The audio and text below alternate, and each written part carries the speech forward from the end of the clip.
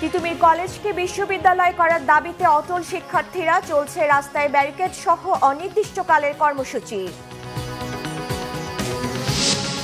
টঙ্গীর তুরাগ তীরে ইজতেমার প্রথম পর্বের দ্বিতীয় ধাপ শুরু, আশেপাশে 5 স্তরের নিরাপত্তা ব্যবস্থা।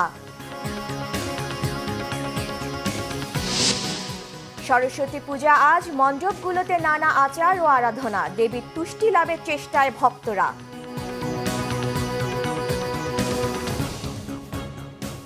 দেখছিলেন ক্রাউন সিমেন্ট সংবাদ শিরোনাম, এবারে বিস্তারিত।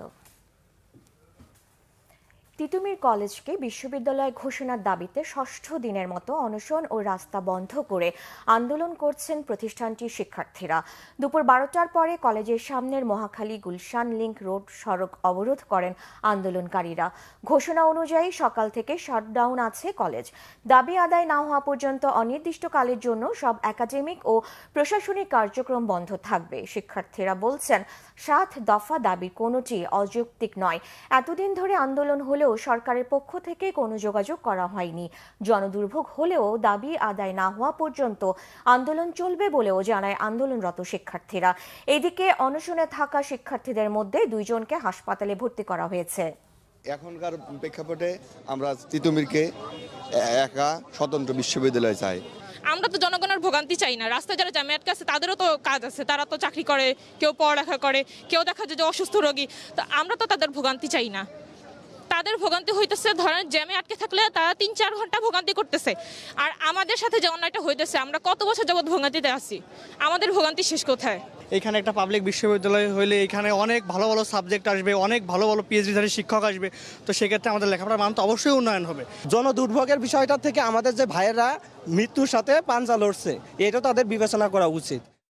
দর্শক, এই মুহূর্তে মহাখালী আছেন বিশেষ প্রতিনিধি দীপন দেওয়ান। সরাসরি যাচ্ছি তার কাছে। দীপন, তিতুমির কলেজের শিক্ষার্থীরা কি বলছেন? অবরোধের কারণে আশেপাশের সড়কের পরিস্থিতি কেমন? সাবরিনা, 12টার কিছুক্ষণ পর থেকে এখানে সড়ক অবরোধ শুরু হয়েছে এবং তাদের তো এর মধ্যে আপনারা জানেন যে যেই দাবি মূলত তিতুমির কলেজকে বিশ্ববিদ্যালয় করা, সেই জায়গা থেকে তারা তো এই দাবির প্রেক্ষিতেই তারা গত কয়েকদিন ধরেই ধারাবাহিকভাবে তাদের এই আন্দোলন কর্মসূচিটি চালিয়ে যাচ্ছেন। আজকেও একই অবস্থা এবং তিতুমির কলেজের কয়েকজন শিক্ষার্থী আছেন, তারা একদম কলেজের যে মূল ফটক সেখানে অনশন করছেন, আমরণ অনশন। এবং তাদের মধ্যে আজকেও 2 জনের অবস্থা শারীরিক অবনতি হয়েছে বেশ খানিকটা, তাদের 2 জনকে হাসপাতালে পাঠানো হয়েছে। এবং আন্দোলনরত যারা রয়েছেন তারা আমাদেরকে কিছুক্ষণ আগে জানালেন যে এখন তারা কলেজের সামনের সড়কটি অবরোধ করলেও হয়তো 3টার দিকে তারা মহাখালী রেল ক্রসিং এবং বলা যায় যে মহাখালী টার্মিনাল থেকে যেই সড়কটি বনানীর দিকে গেছে, এই সড়কটি তারা অবরোধ করবেন এবং একই সাথে রেল পথও তারা অবরোধ করবেন। এবং তাদের যেই মূল কর্মসূচি Barasat to north city blockade, সেইটির কর্মসূচি তারা কিছুক্ষণ পরে 3টার দিকে তারা সেখান থেকে শুরু করার কথা রয়েছে এবং সেই রকমভাবেই তারা কলেজের সামনে এই মুহূর্তে প্রস্তুতি নিচ্ছেন। এবং এই সড়কটি মহাখালী থেকে গুলশানের যেই যাওয়ার পথটি, এটি এখন পর্যন্ত ব্লকেট রয়েছে, যানবাহন চলাচল বন্ধ রয়েছে, তবে সাধারণ মানুষের কিছুটা দুর্ভোগ রয়েছে। ধন্যবাদ দীপন। সমালোচনা না নিতে পারলে উপদেষ্টার পদ ছেড়ে দিতে আহ্বান জানিয়েছেন বিএনপির সিনিয়র যুগ্ম মহাসচিব রুহুল কবির রিজভী। সোমবার বিএনপির প্রতিষ্ঠাতা শহীদ প্রেসিডেন্ট জিয়াউর রহমানের মাজারে ফুল দেওয়ার পর তিনি কথা বলেন। রিজভী বলেন, অনেক রক্তের বিনিময়ে বর্তমান অন্তর্বর্তী সরকার। তিনি বলেন, এই সরকার নিরপেক্ষতা হারাচ্ছে, একই সাথে সরকারকে ব্যর্থ করতে নানা ষড়যন্ত্র চলছে। অভিযোগ করেন, শেখ হাসিনা ভারতে অবস্থান করে নেতাকর্মীদের বাংলাদেশে বিশৃঙ্খলা তৈরি করতে উস্কানি দিচ্ছে। বিএনপি সিনিয়র যুগ্ম মহাসচিব বলেন, বিক্ষোভ ও আন্দোলন সব ক্ষেত্রেই গুলি করে হত্যা বন্ধ করতে হবে। স্বাধীন চিন্তা কথা বলার ক্ষেত্রে কোনো প্রতিবন্ধকতা তৈরি না হয় এমন সংস্কারের তাগিদ দেন তিনি। সমালোচনা না নিতে পারলে উপদেষ্টার পদ ছেড়ে রাজনৈতিক দল করার আহ্বান জানান তিনি।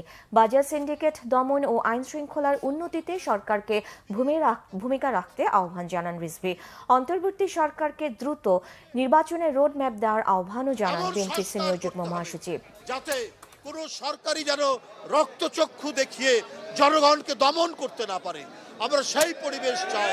সরকারের কোন উপদেষ্টা আমরা সমালোচনা করলে তারা একটু ইরিটেট ফিল করে, তারা বিরক্ত হন, তারা বিভিন্ন মন্তব্য করে। তাহলে অন্তর্বর্তীকালীন সরকার কেন? আপনারা উপদেষ্টার পদ থেকে ছেড়ে দিয়ে রাজনৈতিক দল করেন কেন? গণতন্ত্রে বিরোধী দল কথা বলবে, সমালোচনা করবে এবং এই সমালোচনার মধ্যে দিয়ে সরকার তার সংশোধন হবে। অন্তর্বর্তীকালীন সরকার ডক্টর ইউনূস সাহেবের সরকারকে আপনার নির্বাচনী রোডম্যাপ এবং নির্বাচনের ডেডলাইন এটা দিতে হবে, যে জনগণ মনে করবে যে আমরা 16 বছর যেটা বঞ্চিত হয়েছি, 17 বছর যেটা বঞ্চিত হয়েছি, সেই বঞ্চনার দুঃস্বপ্ন যেন তাদের দূর হয়। গাজীপুরের টঙ্গীর তুরাগ তীরে চলছে বিশ্ব ইজতেমার প্রথম পর্বের দ্বিতীয় ধাপ। এই পর্বে অংশ নিয়েছেন শুরাই নিজামের তাবলিগের সাথীরা। ইজতেমা উপলক্ষে নেওয়া হয়েছে কঠোর নিরাপত্তা ব্যবস্থা সহ নানা ধরনের উদ্যোগ। গাজীপুর থেকে আমির হোসেন রিয়েলের ক্যামেরায় মীর মোহাম্মদ ফারুকের রিপোর্ট। সকালে খিত্তার সাথীদের সাথে অনুষ্ঠিত হয় মুজাকারা। সকাল 10টা থেকে বয়ান করেন ভারতের মাওলানা আহমেদ হোসাইন। রবিবার প্রথম পর্বের ইজতেমার দোয়া শেষ করেই তাবলিগের স্বেচ্ছাসেবক কর্মীরা ময়দানের ময়লা আবর্জনা পরিষ্কারের কাজে নামেন। তা শেষ হয় মাগরিবের আগেই। এবার 22 জেলার মুসল্লিরা 40টি খিত্তায় মুরব্বীদের বয়ান শুনছেন। 76 দেশ থেকে প্রায় 3050 জন বিদেশি মেহমান এখনো বিদেশি খিত্তায় অবস্থান করছেন। 5 ফেব্রুয়ারি তারা প্রথম পর্বের দ্বিতীয় ধাপের ইজতেমা শেষ করে যার যার দেশে ফিরবেন। প্রথম পর্ব 2 ভাগে অনুষ্ঠিত হওয়ায় এবারের বিশ্ব ইজতেমা স্বস্তিতে ও সুশৃঙ্খলভাবে পালন করতে পারছেন বলে জানিয়েছেন মুসল্লিরা। প্রথম ইজতেমা আমরা গত বছর দেখতে পাচ্ছি অনেক ভিড় জমাটা হয়েছে, অনেক কষ্ট হয়েছে, লোকদের সাথীদের অনেক কষ্ট হয়েছে। এই কারণে আমাদের এবছর 2টি ইজতেমার অনেক প্রয়োজন। এই কারণে আমাদের ওলামারা সিদ্ধান্ত নিয়েছেন যে 2 পর্ব হইলে ভালো হয়। অনেক সুবিধা হয়েছে আমাদের, যে যানজট ছিল, এরপরে বাথরুম করা, মনে করেন যে মানুষের যে একটা এই গণসমাগম, ওইটা থেকে এইবার একটু স্বস্তি পাওয়া গেছে। বিশ্ব ইজতেমায় আগত মুসল্লিদের বিনামূল্যে চিকিৎসা সেবা দিতে স্টেশন রোড সহ ময়দানের চারপাশে সরকারি ও বেসরকারি বিভিন্ন প্রতিষ্ঠান ও সংগঠনের পক্ষ থেকে 50টি ফ্রি মেডিকেল ক্যাম্প স্থাপন করা হয়েছে, যা দ্বিতীয় ধাপে 3 থেকে 5 ফেব্রুয়ারি পর্যন্ত চলবে। স্কয়ার ম্যানেজমেন্টের উদ্যোগে এবং আমাদের অনারেবল এমডি স্যারের উদ্যোগে এই পবিত্র কাজে আমরা অংশগ্রহণ করেছি। রোগীরা এখানে আসতেছে এবং তাদেরকে আমরা আমাদের বিসিডিএস এর মাধ্যমে, এখানে কিছু অভিজ্ঞ এমবিবিএস সার্জন ডাক্তার আমাদের আছে, সেই ডাক্তারের মাধ্যমে আমরা রোগ নির্ণয় করে প্রাথমিক চিকিৎসাগুলো দিচ্ছি। ইজতেমা নির্বিঘ্ন ও শান্তিপূর্ণ করতে আইন শৃঙ্খলা বাহিনীর পক্ষ থেকে 5 স্তরের নিরাপত্তা ব্যবস্থা অব্যাহত রাখা হয়েছে। দ্বিতীয় পর্বে আগামী 14 ফেব্রুয়ারি থেকে সাতপন্থীদের ইজতেমা শুরু হবে, যা 16 ফেব্রুয়ারি আখিরি মোনাজাতের মধ্য দিয়ে শেষ হবে। Bangla vision news desk. দর্শক, বিশ্ব ইজতেমার সংবাদ সংগ্রহে সেখানে এই মুহূর্তে আছেন আমাদের সহকর্মী মোবাশ্বের আহমদ। সরাসরি যাচ্ছি তার কাছে।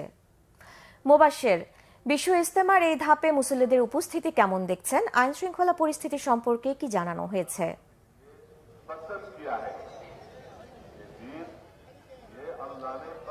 আমি এখন রয়েছি ইজতেমা ময়দানে এবং আপনাকে আমি গত আগের বুলেটিনে যেটা বলেছিলাম যে মুসল্লির সংখ্যা কিন্তু যতই সময় গড়াচ্ছে আস্তে আস্তে কিন্তু মুসল্লির সংখ্যা বাড়ছে। আপনারা দেখছেন যে এখন বাদ জোহর কিন্তু এখানে যেই বয়ান সেটা কিন্তু শুরু হয়েছে এবং এখানে বয়ান করছেন এখন পাকিস্তানের মাওলানা জিয়াউল হক সাহেব, এবং উনি যে বয়ানটা করছেন সেটা আসলে উর্দুতে করছেন এবং এই উর্দু বয়ানের তর্জমা করছেন আসলে মাওলানা নুরুল রহমান সাহেব, উনি বাংলাদেশের মাওলানা।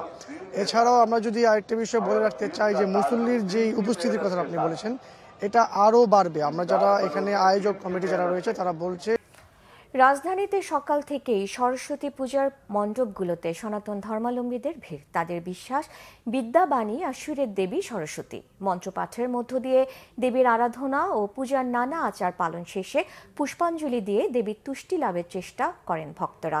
বিস্তারিত নাবিল জাহাঙ্গীরের রিপোর্ট।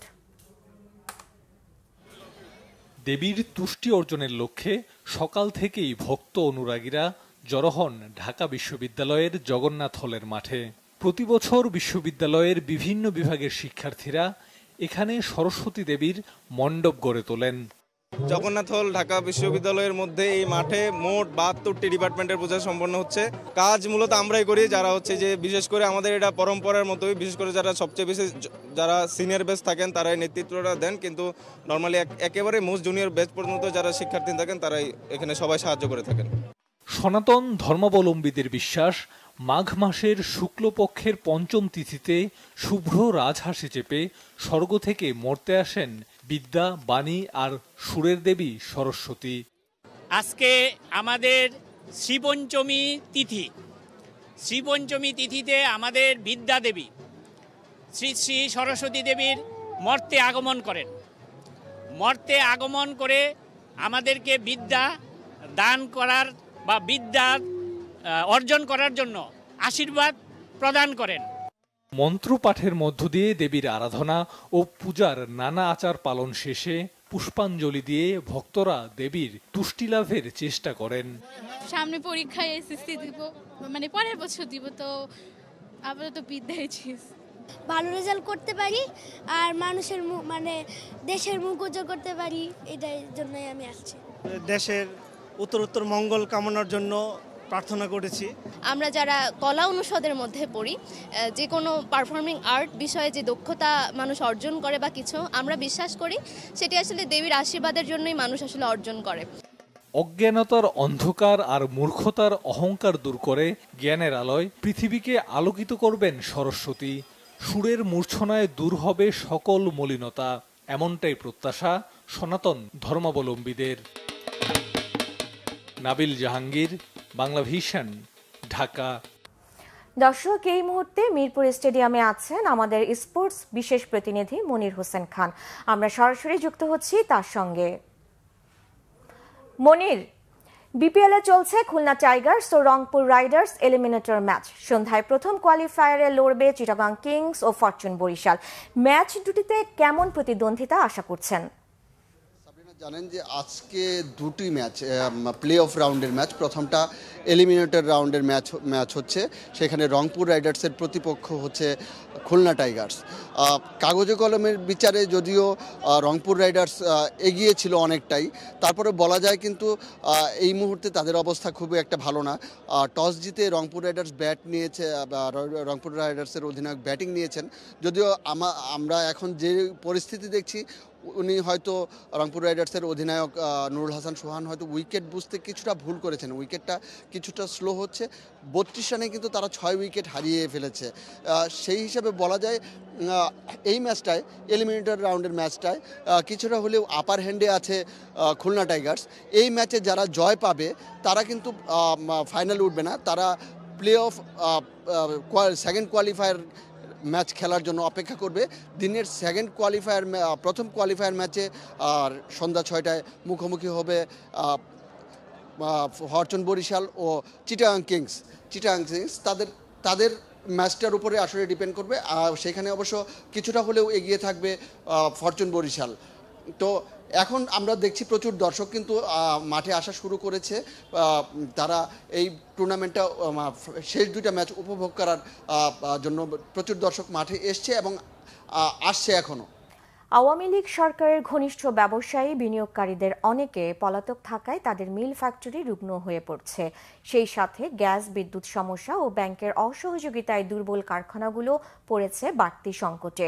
বিশ্লেষকরা বলছেন, পোশাক খাতের কর্পোরেট পরিবেশ না থাকায় মালিকের অনুপস্থিতিতে কারখানা সমস্যায় পড়ছে। তবে পোশাকের ক্রয় আদেশের প্রবাহ বাড়তে থাকায় নেতিবাচক প্রভাব পড়বে না রফতানিতে।